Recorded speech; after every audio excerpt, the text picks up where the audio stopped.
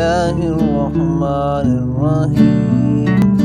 حدیث نبی صلی اللہ علیہ وآلہ وسلم، اللہ اس کے چہرے کو روشن رکھے، یہ حدیث کو سن کے اس کو آگے بھیجے۔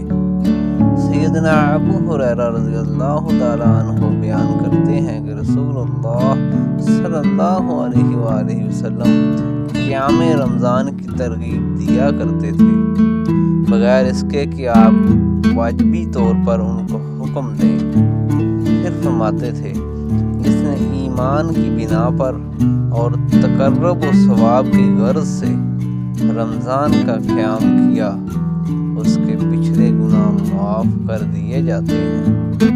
پھر رسول اللہ صلی اللہ علیہ وآلہ وسلم کی رحلت ہو گئی، یعنی آپ اس دنیا سے پردہ فرما گئے اور معاملہ ایسے ہی رہا۔ اس کے بعد خلافت حضرت ابو بکر صدیق رضی اللہ تعالیٰ عنہ اور حضرت عمر رضی اللہ تعالیٰ عنہ کے ابتدائی دور میں بھی یہی صورت رہی۔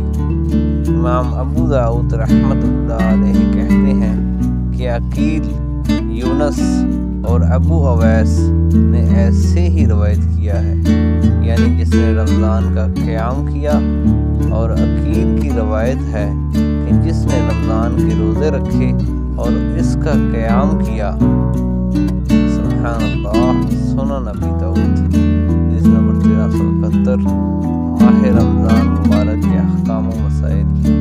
پیارے بھائیوں، اچھی احادیث کے لیے میرے اس چینل کو سبسکرائب کرو اور ویڈیو کو لائک بھی